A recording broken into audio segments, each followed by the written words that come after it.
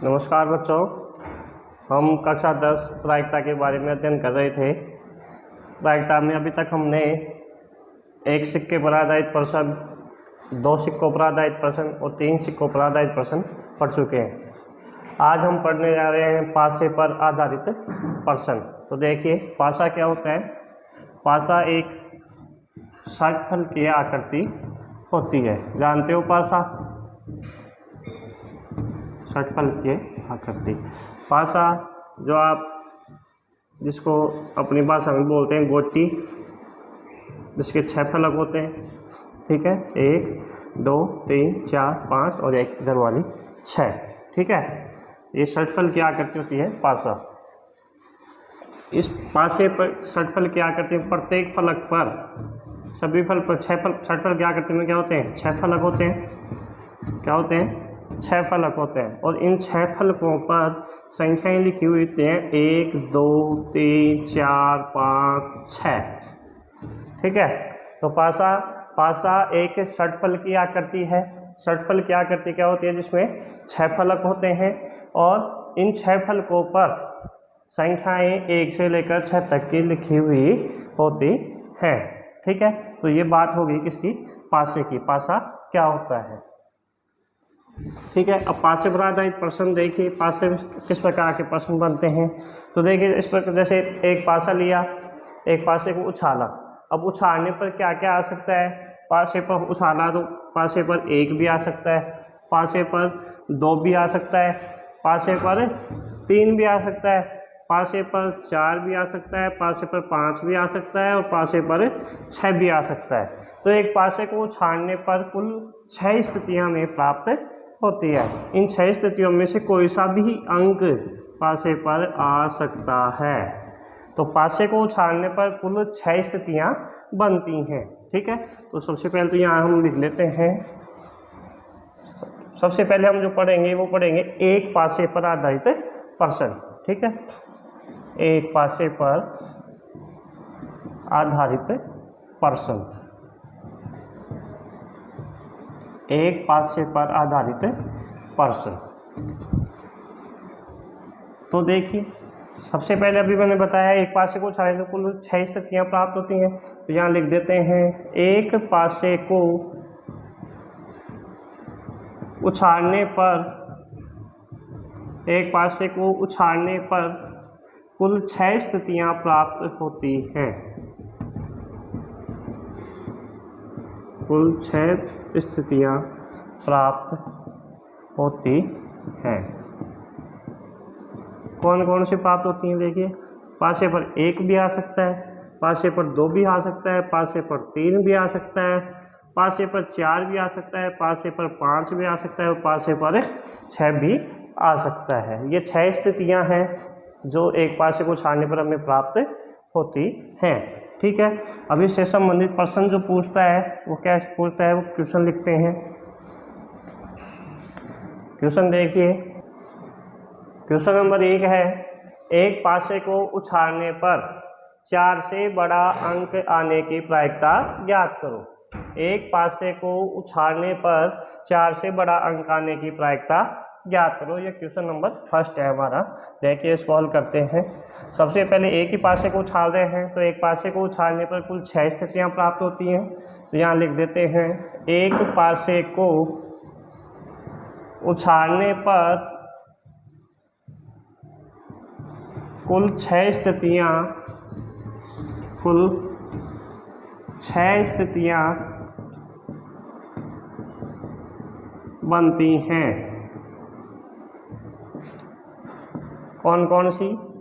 1 2 3 4 5 और 6, कुल 6 स्थितियां प्राप्त हो गई। अब प्रश्न पूछ रहा है कि 4 से बड़ा अंक आने की प्रायिकता ज्ञात करो। तो इन 6 स्थितियों में वो संख्याएं छांटिए, वो स्थितियां छांटिए जिनमें 4 से बड़ा अंक आ रहा है। तो देखिए, 4 से बड़ा अंक किस किस में आ रहा है? एक तो इस स्थिति में 4 से बड़े अंक कौन से हो? 5 और 6। 7 हम लेंगे नहीं क्योंकि 7 तो पासे पर आता ही नहीं है। तो इन स्थितियों में देखना है ये जो कुल स्थितियां हम लिख रहे हैं उन्हीं स्थितियों में वो स्थितियां छांट लीजिए जिनमें 4 से बड़ा अंक आ रहा है। तो 4 से बड़ा अंक कौन सा है? एक तो 5 और एक 6। ठीक है, तो हम यहाँ लिख लेते हैं 4 से बड़ा अंक आने की स्थितियां। 4 से बड़ा अंक आने की स्थितियां कितनी है? 2। और यहाँ लिख भी देते हैं कौन कौन सी हैं, 5 और 6। ठीक है, ये 2 स्थितियां हैं 4 से बड़ा अंक आने की। तो प्रायिकता, इसलिए अभिष्ट प्रायिकता, अभिष्ट प्रायिकता, प्रायिकता का सूत्र हमारा था अनुकूल स्थितियां, अनुकूल स्थितियां बटा कुल स्थितियां। फिर से बता देता हूं, अनुकूल स्थितियां तो वो होती हैं जिसके बारे में प्रश्न ने हमारे से पूछा है। जो प्रश्न हमसे पूछा है वो तो है अनुकूल स्थितियां जिसके बारे में पूछा है। कुल स्थितियां हम जैसे यहाँ पासे को उछालते हैं तो पासे को उछालने पर कुल स्थितियां कितनी बनेंगी, वो है क्या? कुल स्थितियां। ठीक है, यहाँ अनुकूल स्थितियां कितनी हैं? 2, और कुल स्थितियां अपने पास हैं 6। ये 2 से सरल कर देंगे इसको, तो यह आ जाएगा 1/3। यहाँ लिख देते हैं 2 से सरल करने पर ये हमारा आंसर प्राप्त हुआ। तो एक पासे को उछालने पर 4 से बड़ा अंक आने की प्रायिकता कितनी आई? 1/3। ठीक है, नेक्स्ट क्वेश्चन। नेक्स्ट क्वेश्चन है हमारा, एक पासे को उछालने पर अभाज्य संख्या आने की प्रायिकता ज्ञात करो। एक पासे को उछालने पर अभाज्य संख्या आने की प्रायिकता ज्ञात करो। ठीक है, तो देखिए सबसे पहले हम एक पासे को उछाल रहे हैं, तो पासे को उछालने पर कुल 6 स्थितियां प्राप्त होती है। एक पासे को उछालने पर कुल 6 स्थितियां प्राप्त होती हैं।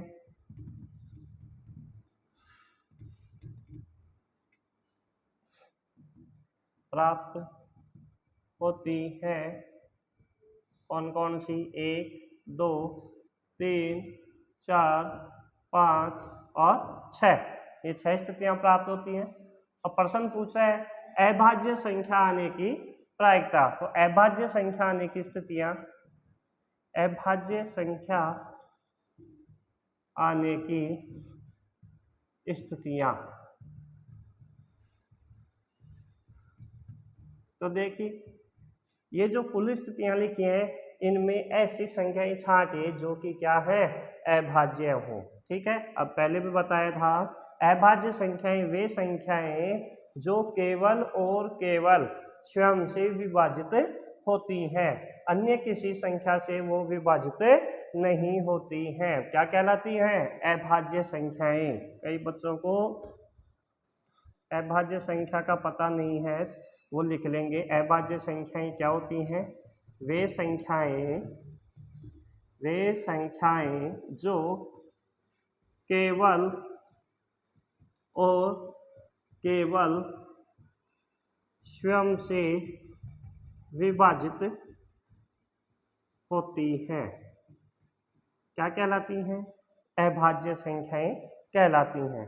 सबसे छोटी अभाज्य संख्या, यहाँ बहुत से बच्चे गलती कर देते हैं, एक को अभाज्य संख्या नहीं माना जाता है। ठीक है, सबसे छोटी अभाज्य संख्या कौन सी होती है? 2। तो ये विशेष नोट लगा के लिख लें। यहाँ कई बच्चे गलती करते हैं, बच्चे ये करते हैं कि एक में भी एक के अलावा किसी का ही भाग नहीं जाता तो इसको भी अभाज्य संख्या मान लेते हैं, जबकि यह अभाज्य संख्या नहीं होती है। यहाँ लिख दें सबसे छोटी अभाज्य संख्या कौन सी होती है? 2 होती है। ये ध्यान रखें, यहां लिख लें एक अभाज्य संख्या नहीं होती है। अभाज्य संख्या नहीं होती है, एक को अभाज्य संख्या नहीं माना जाता है। ठीक है, तो सबसे छोटी अभाज्य संख्या कौन सी हो गई? 2। इसको लिख लें। कई बच्चे गलती करते हैं जब परीक्षा में प्रश्न आता है। तो देखिए प्रश्न हमारे से पूछ रहे हैं कि अभाज्य संख्या आने की प्रायिकता ज्ञात कीजिए। तो देखिए ये जो 6 स्थितियां हमने लिखी हैं इनमें अभाज्य संख्याएं छांटिए कौन कौन सी हैं। तो एक तो अभाज्य मानते ही नहीं है, एक तो अभाज्य होते ही नहीं है। सबसे छोटी अभाज्य संख्या कौन सी? 2। ये 3 भी क्या है? अभाज्य संख्या है, क्योंकि 3 में भी स्वयं के अलावा किसी का भी भाग नहीं जाता है। 4 क्या है? 4 भाज्य है, क्योंकि 4 में किसका भाग जाता है? 2 का भाग जाता है। ठीक है, 4 में 2 का भाग जाता है, तो ये क्या है? भाज्य है, अभाज्य नहीं है। 5 में किसी भी संख्या का भाग नहीं जाता है, स्वयं के अलावा किसी भी संख्या का भाग नहीं जाता है, तो ये भी क्या है? अभाज्य है। और 6 क्या है? 6 में तो 2 का भी भाग जाता है और 3 का भी भाग जाता है, तो ये क्या हो गई? भाज्य हो गई। ठीक है, तो अभाज्य संख्या आने की स्थितियां कितनी हो गई? 2, 3, 5। कुल स्थितियां कितनी हो गई? 3। और यहाँ लिख भी देते हैं कौन कौन सी, 2, 3 और 5। ठीक है, इसलिए अभिष्ट प्रायिकता, अभिष्ट प्रायिकता बराबर अनुकूल स्थितियां, सूत्र है हमारा प्रायिकता का, अनुकूल स्थितियां बटा कुल स्थितियां, अनुकूल स्थितियां बटा कुल स्थितियां। अनुकूल स्थितियां हमारे पास है 3 और कुल स्थितियां कितनी हैं? 6। इसको हम 3 से सरल कर सकते हैं। 3 से सरल करेंगे तो 3 एकम 3 और 3 दूनी 6। यहाँ लिख देते हैं हम 3 से सरल करने पर, 3 से सरल करने पर। तो हमारा जो एक पासे को छाड़ने पर अभाज्य संख्या आने की प्रायिकता कितनी प्राप्त हो गई? 1/2। ठीक है, नेक्स्ट क्वेश्चन। नेक्स्ट क्वेश्चन हमारा है कि एक पासे को उछाड़ने पर सम संख्या आने की प्रायिकता ज्ञात करो। तो देखिए हल, एक पासे को उछाल रहे हैं तो पासे को उछालने पर कुल 6 स्थितियां बनती हैं। एक पासे को उछालने पर कुल 6 स्थितियां प्राप्त होती हैं। कुल 6 स्थितियां प्राप्त होती हैं एक पासे को उछालते हैं। कौन कौन सी? 1, 2, 3, 4, 5 और 6। ठीक है, इन 6 स्थितियों में प्रश्न पूछ रहा है हमसे कि सम संख्या आने की प्रायिकता ज्ञात करो। तो सम संख्या आने की स्थितियां हम देखते हैं।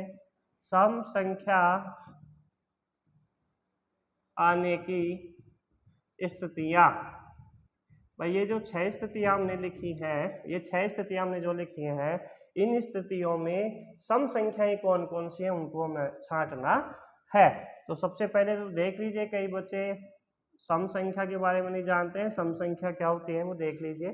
सम संख्या वे संख्याएं होती हैं, वे संख्याएं जिनमें इकाई का अंक, इकाई का अंक 0, 2, 4, 6 और 8 हो।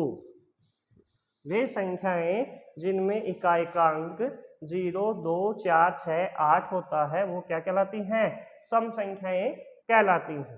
ठीक है, तो सम संख्याओं को आप साइड में लिख लें कि सम संख्या क्या होती हैं। तो देखिए यहाँ सम संख्याएं कौन सी हैं? इकाई का अंक जिनमें 0 हो। अब ये तो एक एक ही अंक है, सारे इकाई के अंक ये हैं, तो इनमें देख लीजिए 0 आ रहा हो, 2 आ रहा हो, 4, 6, 8, 8 आएगा नहीं, 0 आएगा नहीं। तो सम संख्याएं कौन कौन सी हो गई? 2, 4 और 6, 2, 4 और 6। तो सम संख्या आने की स्थितियां कितनी हो गई? 3। और कौन कौन सी स्थितियां हुई वो यहाँ लिख देते हैं, 2, 4 और 6। ठीक है, तो इसलिए अभिष्ट प्रायिकता, अभिष्ट प्रायिकता बराबर वही सूत्र लिख लेंगे, अनुकूल स्थितियां, अनुकूल स्थितियां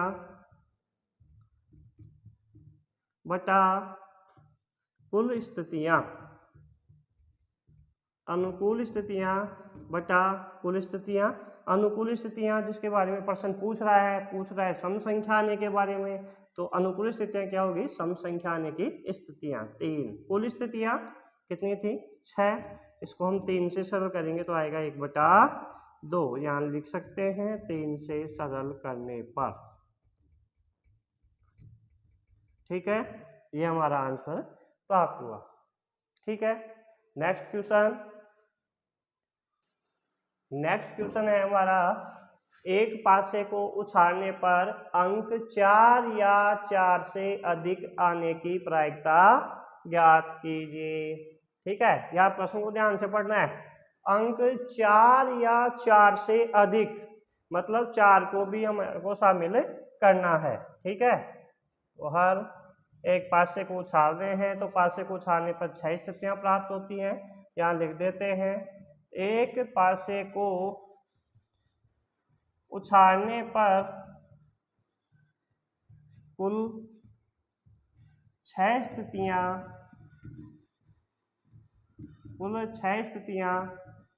प्राप्त होती हैं। कुल 6 स्थितियां प्राप्त होती हैं। कौन कौन सी, 1, 2, 3, 4, 5 और 6। अब प्रश्न पूछ रहा है कि अंक 4 या 4 से अधिक आने की प्रायिकता। तो हम ऐसी स्थितियां छाटेंगे इन 6 स्थितियों में से जिनमें अंक या तो 4 आ रहा है या 4 से अधिक आ रहा है। यहाँ लिखते हैं, अंक 4 या 4 से अधिक आने की स्थितियां। तो देखिए 4 या 4 से अधिक, इसको ध्यान से पढ़ें, 4 या 4 से अधिक मतलब 4 भी लेंगे और 4 से अधिक भी लेंगे। ठीक है, तो ऐसे कितनी स्थितियां हैं, देखो 4 आ रहा है, 5, 6, 4 या 4 से भी। इससे पहले हमने जो प्रश्न किया था उसमें लिखा था कि एक पासे को उछालने पर 4 से अंक 4 से अधिक आने की, तो उसमें 4 से अधिक वाली संख्या केवल 2 ही ली थी हमने, 5 और 6। इसमें क्या है कि अंक 4 या 4 से अधिक मतलब 4 को भी लेना है। ठीक है, तो यहाँ 4 को भी लिया और 5 और 4 से अधिक भी लिया। 4 भी लेना है और 4 से अधिक भी लेना है। ठीक है, तो कुल स्थितियां हो गई 3।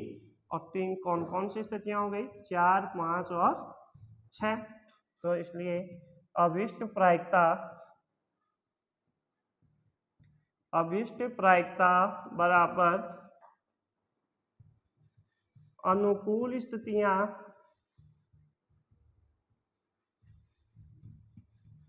बटा कुल स्थितियां।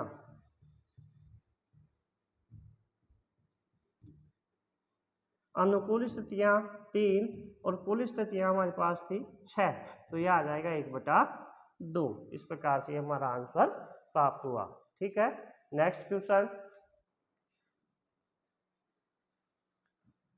नेक्स्ट हमारा है दो पासों पर आधारित प्रश्न। अभी तक हमने जो पढ़ा वो एक पासे पर आधारित प्रश्न पढ़े हैं, एक पासे को एक ही बार उछाल रहे हैं। अब है दो पासों पर आधारित प्रश्न। 2 पासे ले लीजिए या एक पासे को 2 बार फेंक लीजिए, दोनों बातें एक ही है। ठीक है, तो देखिए 2 पासों को उछालने पर कुल 36 स्थितियां प्राप्त होती हैं। 36 स्थितियां प्राप्त होती हैं। देखिए कौन कौन सी, एक, इसका मतलब समझिए 2 पासे हैं, पहले पासे को उछाला तो हो सकता है उस पर क्या आ गया हो, 1। ठीक है, फिर दूसरे पासे को उछाला उस पर भी क्या आ गया, 1 आ सकता है। ये भी तो हो सकता है कि पहले पासे पर तो आ जाए 1 और दूसरे पासे को उछाला तो उस पर क्या आ जाए, 2। ठीक है, ये भी हो सकता है कि पहले पासे पर 1 आ जाए और दूसरे पासे पर क्या आ जाए, 3। ये भी हो सकता है कि पहले पासे पर तो 1 आया हो और दूसरे पासे पर 4। इसी प्रकार पहले पासे पर 1 आ जाए, दूसरे पासे पर 5 आ जाए। ये भी हो सकता है कि पहले पासे पर 1 आ जाए और दूसरे पासे पर क्या आ जाए, 6 आ जाए। ठीक है, इसी प्रकार से फिर 2, 1, 2, 2, 2, 3, इस प्रकार से ये 36 स्थितियां प्राप्त होती हैं। ठीक है, याद रखने का तरीका सबसे आसान है, 36 गिनती लिखनी है आपको, 11, 12, 13, 14, 15, 16।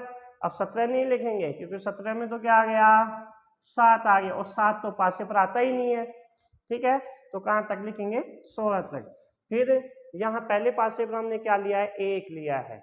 अब यहाँ पहले पासे पर लेंगे कितना 2 और फिर दूसरे पासे की स्थितियां चेंज करते रहेंगे, ठीक है। तो ये हो गया 21, 22, 23, 24, 25, 26, ठीक है। फिर पहले पासे पर कितना ले लेंगे 3 और ये स्थितियां हो जाएंगी 31, 32, 33, 34, 35, 36। इस प्रकार से ये 36 स्थितियां हमारे को प्राप्त होती हैं। याद रखना बहुत आसान है इनको। तो दो पासों को छाड़ने पर कुल कितनी स्थितियां प्राप्त होती हैं 36 स्थितियां प्राप्त होती हैं और वो इस प्रकार से प्राप्त होती हैं। इनके अलावा और कोई स्थिति प्राप्त नहीं होती है, ठीक है। याद रखने का तरीका भी आपको बता दिया। गिनती है 11, 12, 13, 14, 15, 16, 21, 22, 23, ठीक है। इस प्रकार से ये हो गई। अब प्रश्न हम करते हैं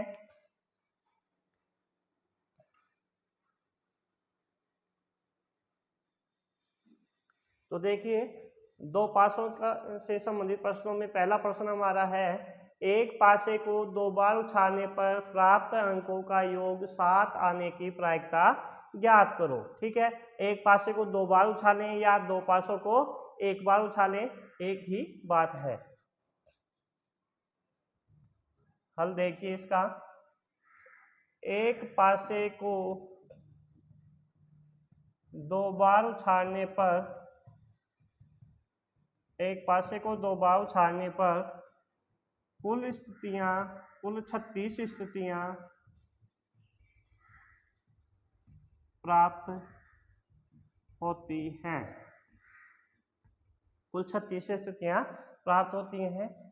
देखिए इस 36 स्थितियों को हम यहाँ लिख देते हैं 11, 12, इसको 11, 12 तो मैं लिखने के तरीके से बोल रहा हूँ, बाकी आप इसको पढ़ेंगे 1, 1, 1, 2, 1, 3, 1, 4, 1, 5, 1, 6, 2, 1, 2, 2, 2, 3, 2, 4, 2, 5, 2, 6, 3, 1, 3, 2, 3, 3, 3, 4, 3, 5, 3, 6, 4, 1, 4, 2, 4, 3, 4, 4, 4, 5, 4, 6, ठीक है। 5, 1, 5, 2, 5, 3, 5, 4, 5, 5 और 5, 6, 6, 1, 6, 2, 6, 3, 6, 4, 6, 5 और 6, 6, ये 36 स्थितियां हमें प्राप्त होती हैं, ठीक है। अब इन 36 स्थितियों में हम देखते हैं प्रश्न क्या पूछ रहा है कि प्राप्त अंकों का योग, ये दो अंक हमें प्राप्त हुए, ये पहले पासे पर और ये दूसरे पासे, या ये एक पासे को 2 बार उछाल दें तो ये पहली उछाल में 1 आया, दूसरी उछाल में कितना आया 1। जैसे 1, 5 है तो पहली उछाल में तो आया 1 और दूसरी उछाल में पासे पर क्या आ गया 5। तो ये जो 36 उछालें हैं या 36 स्थितियां हैं, इन 36 स्थितियों में ऐसी स्थितियां छांटनी है जिनमें अंकों का योग 7 आ रहा है, ठीक है। तो देखिए अंकों का योग 7 कौन कौन सी स्थिति में आ रहे हैं, ऐसी संख्याएं या ऐसी स्थितियां छांटे जिनमें दोनों संख्याओं का योग 7 आ जाए। तो देखिए एक तो ये है 1 और 6, ये विकर्ण में चलेंगे, 1 और 6 7, 2 और 5 7, 3 और 4 7, 4 और 3 7, 5 और 2 7 और 6 और 1 7। तो ऐसी स्थितियों को हमने छांट लिए। इनके अलावा और कोई स्थिति नहीं है जिनमें अंकों का योग 7 आएगा, ठीक है। यहाँ लिख देते हैं अंकों का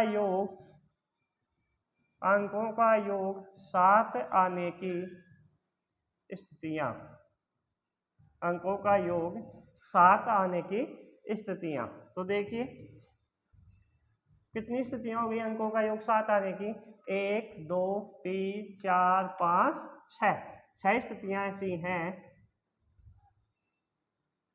6 स्थितियां ऐसी हैं जिनमें अंकों का योग 7 आ रहा है। कौन कौन सी स्थितियां हैं इनको हम यहाँ लिख भी देते हैं। पहली स्थिति 1 6, 2 5, 3 4, 4 3, 5 2 और 6 1, ये 6 स्थितियां में प्राप्त हुई।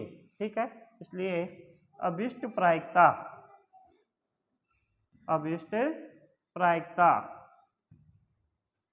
सूत्र अनुकूल स्थितियां बटा कुल स्थितियां। ठीक है, अनुकूल स्थितियां हमारे पास हैं 6, कुल स्थितियां हैं अपने पास 36। 6 से इसको सरल कर देंगे तो 6 एकम 6 और 6 के 36। ठीक है, तो ये 6 से सरल करने पर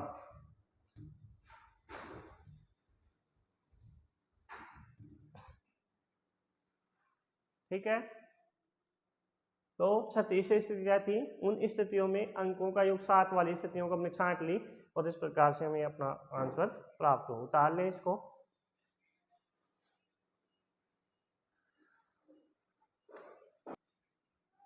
नेक्स्ट हमारा क्वेश्चन है क्वेश्चन संख्या 2। एक पासे को 2 बार उछालने पर प्राप्त अंकों का योग एक अभाज्य संख्या आने की प्रायिकता ज्ञात कीजिए। ठीक है, तो देखिए एक पासे को 2 बार उछालने पर कुल 36 स्थितियां में प्राप्त होती हैं। 36 स्थितियों को मैंने यहाँ लिख दिया है। ठीक है, अब इन 36 स्थितियों में वो संख्याएं छांटनी हैं जिनका योग एक अभाज्य संख्या आता है। ठीक है, तो ऐसी स्थितियां छांटिए जिनमें अंकों का योग एक अभाज्य संख्या हो। ठीक है, तो ऐसी संख्या देखिए, अभाज्य संख्या भी मैंने बताई थी।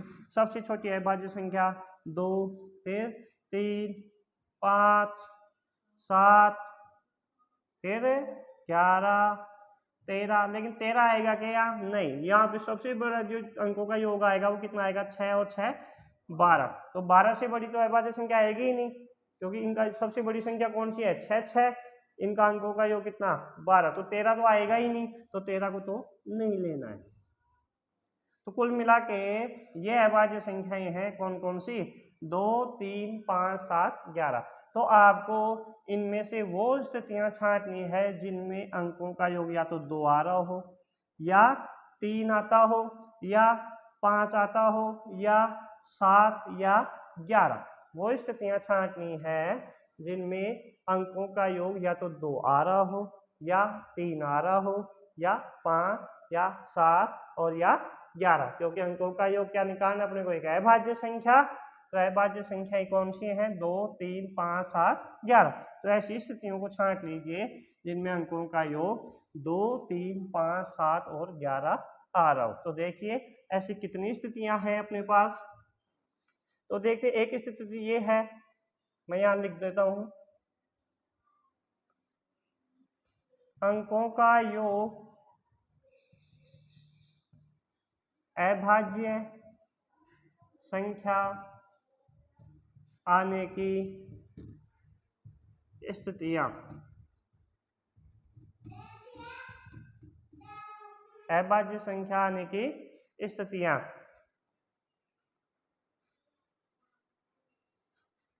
ठीक है, तो देखिए कौन कौन सी कुल कितनी स्थितियां हैं और मैं यहाँ लिख देता हूँ एक बार सारी स्थितियां। ठीक है, 1 1, इन दोनों का अंकों का योग कितना हो गया? 2। और 2 क्या होती है? अभाज्य संख्या। तो एक स्थिति तो होगी 1 1। फिर दूसरी स्थिति 1 और 2 को जोड़ के देखिए, इनका योग 1 और 2 का योग हो गया 3। और 3 क्या होती है? अभाज्य संख्या। तो ये भी आएगा 1 2। फिर देखिए 1 और 3 कितना हो गया? 1 3 में 1 और 3 4। 4 अभाज्य संख्या नहीं होते, इसको नहीं लिखेंगे। 1 और 4 5। और 5 क्या होती है? अभाज्य संख्या। तो यहाँ हो जाएगा 1 और 5। फिर आगे 1 और 5 का योग आएगा कितना? 6। और 6 अभाज्य संख्या नहीं होती है। फिर आगे देखिए 1 और 6 7। और 7 क्या होती है? अभाज्य संख्या। तो इसको भी लिख देंगे 1 और 6। ठीक है, पहला स्तंभ हो गया अपना। चलो दूसरे स्तंभ में चलते हैं। इन दोनों का योग कितना आएगा 3, तो यह अभाज्य संख्या होगी। फिर देखिए 2 और 2 4, यह अभाज्य नहीं होती है। 2 और 3 5, यह अभाज्य संख्या होती है, तो इसको यहाँ लिख देते हैं। फिर देखिए 2 और 4 6, 6 अभाज्य संख्या नहीं होती है, तो इसको नहीं लिखेंगे। 2 और 5 7, यह अभाज्य संख्या होती है। ठीक है, 2 और 6 8, 8 है अभाज्य संख्या नहीं होती। यहाँ देखेंगे 3 और 1 4, यह अभाज्य नहीं है। 3 और 2 5, 3 और 3 6, 3 और 4 7, यह अभाज्य संख्या होगी। 3 और 5 8, 3 और 6 9, 9 अभाज्य संख्या होती है क्या? नहीं, इसको नहीं लिखेंगे क्योंकि 9 में तो 3 का भाग जाता है ना, तो इसको भी नहीं लिखेंगे। ठीक है, इधर देखेंगे 4 और 1 5, तो यह अभाज्य संख्या आ जाएगी। 4 2 6, तो ये तो अभाज्य नहीं होती। 4 और 3 7, यह अभाज्य होती है। 4 4 8 नहीं होता। 4 और 5 9 भी अभाज्य नहीं होती। और 4 और 6 10, ये भी अभाज्य नहीं होती है। ठीक है, इधर 6 और 1 7, यह अभाज्य होती है। अच्छा, 5 वाला कॉलम रह गया। चलिए 5 वाले कॉलम को लेते हैं पहले। 5 और 1 6, अभाज्य संख्या नहीं होती है 6, तो 5 और 2 7, यह अभाज्य संख्या है, तो इसको यहाँ लिखेंगे। 5 और 3 8, तो यह अभाज्य संख्या नहीं होती। 5 और 4 9 भी नहीं होती। 5 और 5 10, 5 और 6 11, यह अभाज्य संख्या होती है।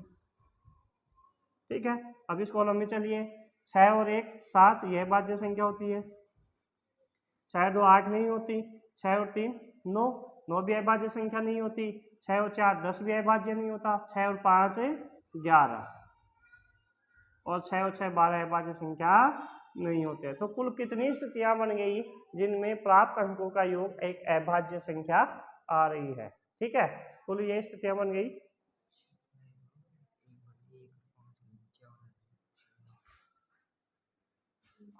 देखिए 1 1 1 2, हाँ यहाँ 1 4 आएगा। ठीक है, बिल्कुल ये स्थिति को करेक्शन कर लें। 1 4 1 6 2 1। अब देखिए सभी का अंक 1 1 2 2 1 3 5 7 3 5 7 5 7 5 7 7, इनका योग 11, इनका योग 7 और इनका योग 11। तो ये जो मैंने स्थितियां लिखी हैं, इनमें सभी अंकों, इनमें दो प्राप्त अंकों का योग कितना आ रहा है? एक अभाज्य संख्या आ रही है। या तो अंकों का योग 2 आ रहा है, या 3, या 5, या 7, या 11 आ रहा है। ठीक है, तो ये कितनी स्थितियां हो गई ऐसी? देख लीजिए, गिन लीजिए इनको। 1 2 3 4 5 6 7 8 9 10 11 12 13 14 15। तो 15 स्थितियां ऐसी अपने को प्राप्त हो गई जिनमें प्राप्त अंकों का योग एक अभाज्य संख्या आ रहा है। तो इसलिए अभिष्ट प्रायिकता हमारी हो जाएगी, अभिष्ट प्रायिकता बराबर अनुकूल स्थितियां बटा कुल स्थितियां। अनुकूल स्थितियां हमारे पास है 15, कुल स्थितियां हैं कितनी? 36। ठीक है, ये सरल हो रहा है किससे? 3 से। तो 3 से इसको सरल कर देंगे। 3 पंजे 15, और ये कितना हो जाएगा? 12। ठीक है, तो जो फाइनल आंसर हमें प्राप्त हुआ, कितना प्राप्त हुआ? 5/12। ठीक है, तो ये इस प्रकार से इस क्वेश्चन को। ओके, नेक्स्ट क्वेश्चन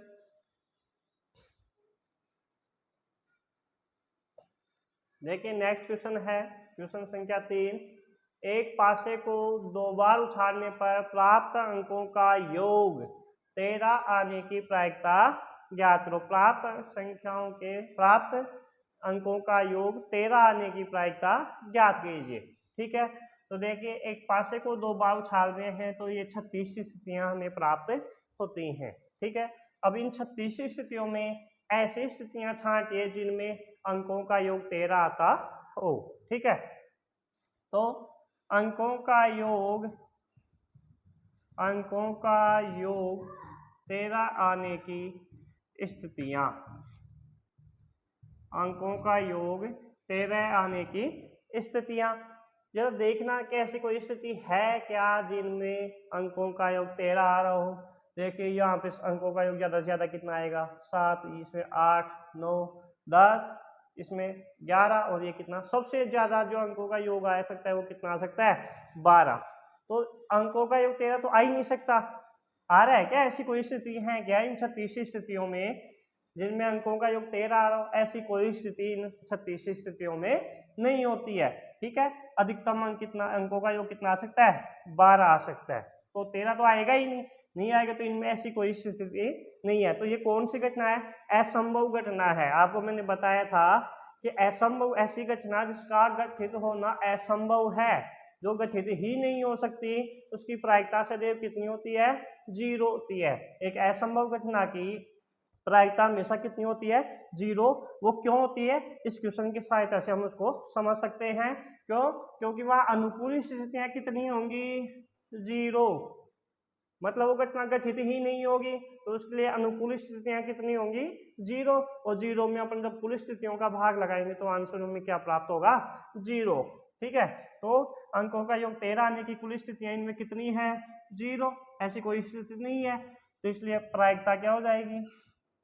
अभिष्ट प्रायिकता।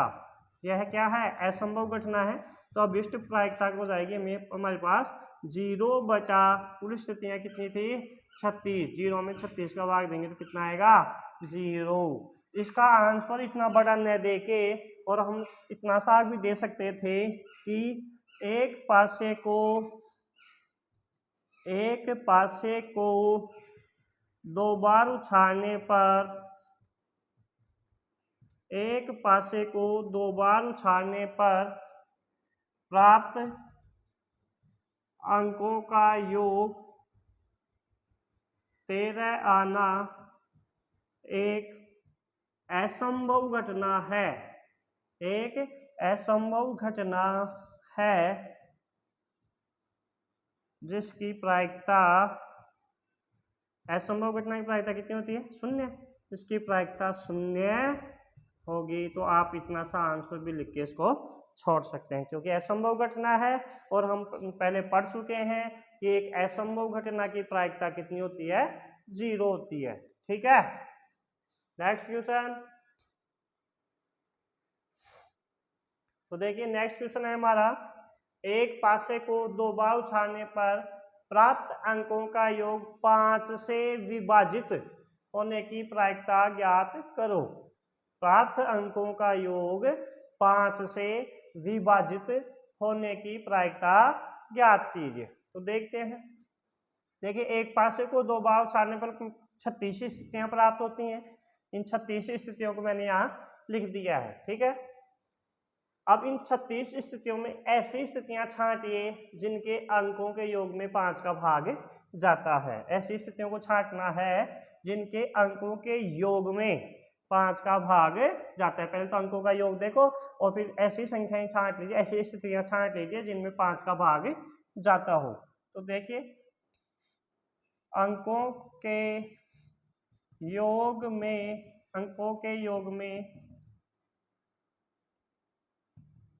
5, अंकों का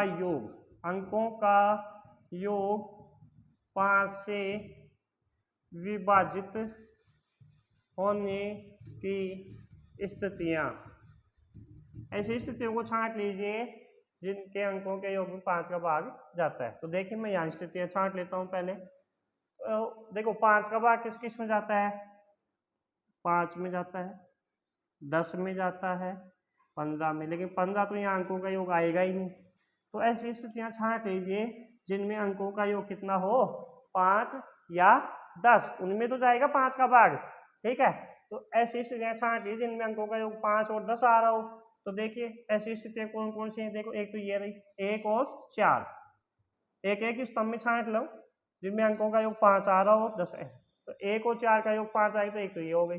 फिर 2 इस स्तंभ में कौन सी होगी? 2 और 3, इसमें 3 और 2, इधर 4 और 1। ठीक है, साथ ही इधर देखिए 4 और 6 भी आएगा इसमें, क्योंकि 4 और 6 का योग कितना होता है? 10, तो 10 में 5 का भाग जाता है। इधर 5 और 5, 5 और 5, और इस स्तंभ में अंकों का योग देखो 6 और 4 कितना होता है 10, तो 6 और 4, तो ये स्थितियां आपको प्राप्त हुई। ठीक है, फिर से देख लीजिए, ये 36 स्थितियां हमें प्राप्त हो गई। इन्हीं स्थितियों में हमें छांटनी है कि जिनमें प्राप्त अंकों का योग 5 से विभाजित होता हो, और 5 से विभाजित होने हम जानते हैं कि 5 का भाग किस में जाएगा, 5 में जाएगा, 10 में जाएगा। तो ऐसी स्थितियां छांट लीजिए जिनमें अंकों का योग या तो 5 आ रहा हो या 10 आ रहा हो। तो यहाँ देखिए अंकों का योग, इस स्तंभ में देखिए अंकों का योग 5 या 10 आ रहा है क्या किसी में, तो इसी स्थिति में आ रहा है 1 और 4 में, यहाँ आ रहा है 2 और 3 में, इधर 3 और 2, और 4 और 1 5, और साथ ही इस स्तंभ में 4 और 6 में भी अंकों का योग कितना आया 10, और 10 में 5 का भाग जाता है, इधर 5 और 5 10, 6 और 1 सॉरी इधर 6 और 4 10। तो ये स्थितियां हैं जिनमें अंकों का योग 5 से विभाजित हो रहा है। तो ऐसी स्थितियां कितनी हो गई, 1 2 3 4 5 6 7, कितनी स्थितियां हो गई 7। ठीक है, इसलिए अभिष्ट प्रायिकता बराबर सूत्र है अनुकूल स्थितियां बटा कुल स्थितियां। अनुकूल स्थितियां हमारे पास है 7 और कुल स्थितियां हैं हमारे पास कितनी 36। ये किसी से सरल होगा नहीं, तो यही हमारा फाइनल आंसर प्राप्त होगा। ठीक है, ये पासे पर आधारित हमारे समस्त प्रकार के प्रश्न हो गए। सिक्कों पर आधारित प्रश्न अपन ने पढ़ लिए हैं, पासे पर आधारित प्रश्न भी हमने पढ़ लिए हैं। ठीक है, कल हम पढ़ेंगे नेक्स्ट क्लास में लीप वर्ष और एलीप वर्ष से आधारित प्रश्न, लीप और एलीप वर्ष पर आधारित प्रश्न। ठीक है, नेक्स्ट क्लास में देखेंगे।